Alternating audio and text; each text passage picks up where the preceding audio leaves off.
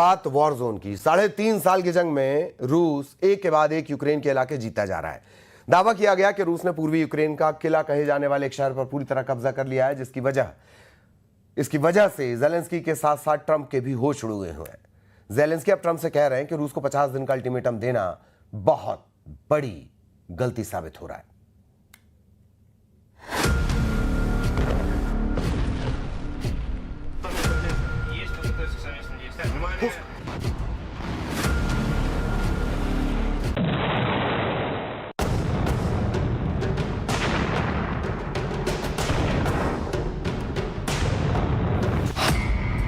जीत लिया पोक्रोव्स्क का किला, पूर्वी यूक्रेन में पुतिन का परचम। रूस यूक्रेन जंग को लगभग 1250 दिन होने वाले हैं और इतने वक्त में रूस ने यूक्रेन की कुल जमीन के 5वें हिस्से पर कब्जा कर लिया है। सबसे विचित्र और हैरान करने वाली बात तो यह है कि राष्ट्रपति ट्रंप ने पुतिन को जंग रोकने के लिए 50 दिन का अल्टीमेटम दिया है। इस वक्त में रूस ने यूक्रेन पर 10 गुना तेज हमले कर दिए हैं। खासतौर से पूर्वी यूक्रेन का किला कहे जाने वाले पोक्रोव्स्क शहर पर रूसी सेना ने एक बड़े हिस्से पर कब्जा करने का दावा किया है। इधर यूक्रेनी सेना अमेरिका और नेटो के चक्कर में इस तरह से फंस गई है कि उसे समझ ही नहीं आ रहा कि रूस के हमलों से निपटे या फिर रूस पर जबरदस्त पलटवार करे। हम आपको दिखाने जा रहे हैं कि इस वक्त राष्ट्रपति जेलेंस्की का यूक्रेन दो ताकतों के बीच बुरी तरह से पिस रहा है। हम शुरुआत करते हैं पिछले 24 घंटे में रूस यूक्रेन जंग में कैसे रूसी सेना बाजी मारती नजर आ रही है। रूस ने जीता पोक्रोव्स्क का किला, 24 घंटे में 1220 यूक्रेनी सैनिक। इस वक्त यूक्रेन दो तरफ से बुरी तरह से मारा जा रहा है। पश्चिमी देश, नेटो, यूरोपियन यूनियन और अमेरिका जैसे देशों के सबसे घातक हथियार अभी तक यूक्रेन को नहीं मिले हैं। कुछ पुराने अब्राम टैंक जरूर मिले हैं, लेकिन ये टैंक रूसी सेना के तूफानी हमलों को रोकने में सफल होंगे, इस पर शक जताया जा रहा है। इधर रूसी सेना ने डोनेस्क, खार्किव, खेरसान, लुहांस्क, सूमे और ज़ैपोरिज़िया समेत 2 दर्जन इलाकों पर बेतहाशा हवाई और जमीनी हमले किए हैं। हम आपको दिखाते हैं कि पिछले 24 घंटे में कैसे रूसी सेना ने पूर्वी यूक्रेन के पोक्रोव्स्क शहर पर कब्जे का दावा किया है। 23 जुलाई 2025 को रूसी रक्षा मंत्रालय ने युद्ध क्षेत्र में कई जीत के दावे किए हैं। रूसी सेना का दावा है कि पिछले 24 घंटे के भीतर 2 यूक्रेनी शहरों पर रूसी सेना ने कब्जा कर लिया है। रूसी सेना ने डोनेस्क में नोवोटोरेत्स्कोय और सूमे में वराचिन पर कब्जा करने की घोषणा की है। रूसी अधिकारियों ने यह भी दावा किया है कि इस मिशन के दौरान यूक्रेन को भारी नुकसान हुआ और एक ही दिन में 1220 यूक्रेनी सैनिकों के मारे जाने या घायल होने का अनुमान है। इधर रूसी सेना ने सबसे बड़ी जीत का दावा पूर्वी यूक्रेन के शहर पोक्रोव्स्क को लेकर किया है। दावा किया गया है कि इस वक्त रूसी सेनाएं पूर्वी यूक्रेन के भारी सुरक्षा वाले शहर पोक्रोव्स्क में मौजूद है। मॉस्को ने युद्धग्रस्त डोनेस्क के पोक्रोव्स्क क्षेत्र में यूक्रेनी रसद केंद्र पोक्रोव्स्क पर कब्जा करने में कई महीने लगाए हैं, तब जाकर कब्जा हो पाया है। रूस ने डोनेस्क के साथ साथ मुख्य भूमि यूक्रेन के लुहांस्क, ज़ैपोरिज़िया और खेरसान क्षेत्रों पर भी कब्जा कर लिया है। हालांकि यूक्रेनी सेना के टॉप कमांडर दावा कर रहे हैं कि रूसी सेना झूठ बोल रही है। यूक्रेन के पोक्रोव्स्क शहर पर अभी भी यूक्रेनी सेना का कब्जा है। The United States and the allies of the United States who also provide this long-range weapons to the Kyiv regime, they must understand that we would be ready to use any means not to allow them to succeed in what they call strategic defeat of 100% NATO पर होगा हमला, Putin के करीबी का दावा। रूस Ukraine जंग तीसरी जंग में बदल चुकी है, ये कहना जरा भी गलत नहीं है। इस वक्त यूक्रेन के पास हारने को कुछ भी नहीं बचा है, जबकि दूसरी तरफ ट्रंप की शह पर नेटो और यूरोपीय देश रूस पर हमला करने की तैयारी में जुट गए हैं। लेकिन 41 महीने से ज्यादा वक्त से जंग कर रहा रूस अब नेटो और पश्चिमी देशों को अपने टारगेट पर ले चुका है। पुतिन के करीबी दिमित्री मेदवेदेव ने जो दावा किया है वो चौंकाने वाला है। यूक्रेन युद्ध बढ़ा तो पश्चिमी देशों पर हमला करेगा रूस। पूर्व रूसी राष्ट्रपति की धमकी से तीसरे विश्व युद्ध की आहट साफ सुनाई दे रही है।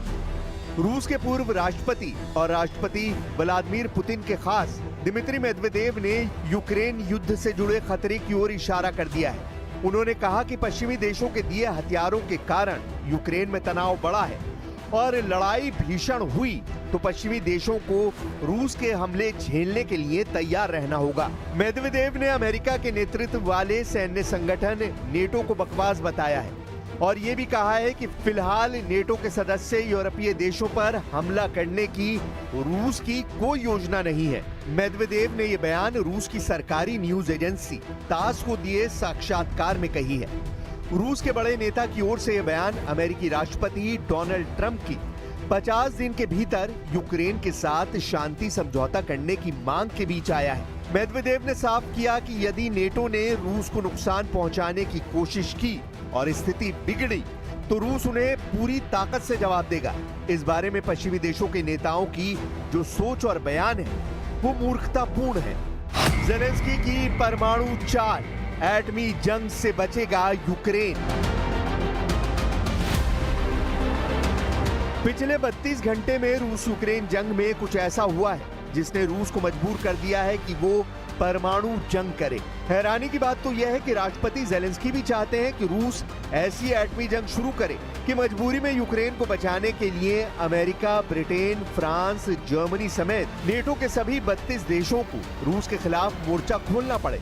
जानकारों का दावों के मुताबिक यूक्रेनी सेना ने जानबूझकर रूस के परमाणु ठिकानों और एटमी फैसिलिटी पर मिसाइल और ड्रोन से हमले किए हैं। यूक्रेन अच्छी तरह से जानता है कि पुतिन का रूस यूक्रेन के हर तरह के हमले बर्दाश्त कर सकता है, लेकिन अपने परमाणु ठिकानों पर यूक्रेन के हवाई हमलों को रत्ती भर बर्दाश्त नहीं करेगा।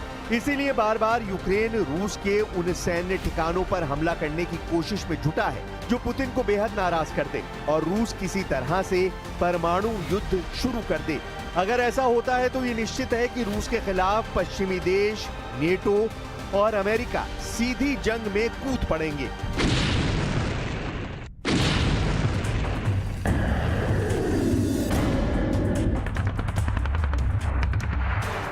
इधर रूस पिछले 10 दिनों से यूक्रेन पर बेहद तेज रफ्तार हमले कर रहा है। दावों के मुताबिक रूस इस वक्त ईरान निर्मित शाहिद 136 ड्रोन, इस्कंदर M मिसाइलों, सुखोई सीरीज के लड़ाकू विमानों, TU सीरीज के बम वर्षकों से बेहद सटीक हमले यूक्रेन पर कर रहा है। यूक्रेन का दावा है कि रूस ने नए इलाकों को इसलिए निशाना बनाना शुरू कर दिया है ताकि यूक्रेन की अग्रिम सुरक्षा पंक्ति को तोड़ा और भटकाया जा सके। और कुछ खबरों में तो दावा किया गया है कि पुतिन के आदेश पर रूसी सेना की छोटी छोटी टीमों को यूक्रेन पर हमला करने के लिए भेजा गया है। 4 और 2 पहियों वाली बाइकों से रूसी सेना यूक्रेन के नए इलाकों में तेजी से हमले कर रही है, जिसकी वजह से यूक्रेन के सामने समस्या ये हो गई है कि रूसी सैनिकों की छोटी हमलावर टीमों को मारने में बहुत ज्यादा हथियार और सैनिकों की जरूरत पड़ रही है।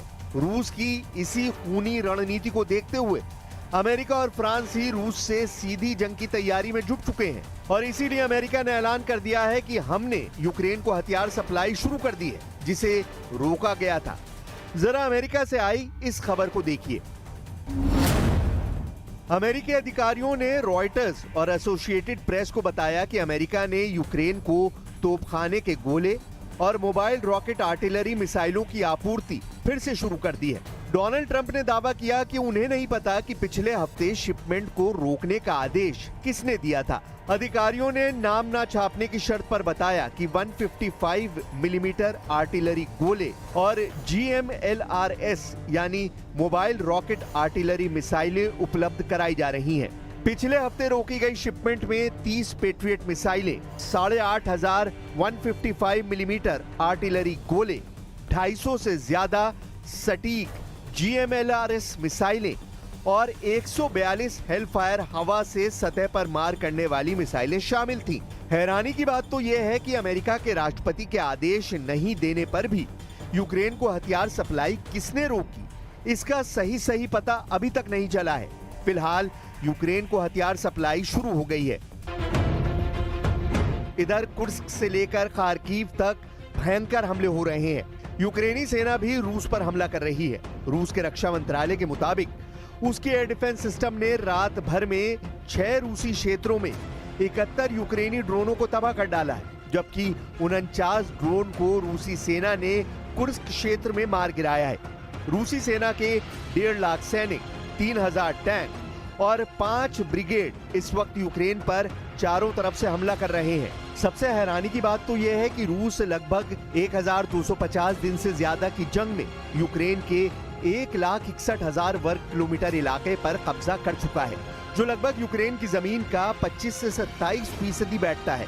लेकिन उसके बावजूद रूस रुकने का नाम नहीं ले रहा है। रूस ने यूक्रेन में मौजूद अमेरिका और यूरोप के एयर डिफेंस सिस्टम को चुन चुनकर मारना शुरू कर दिया है।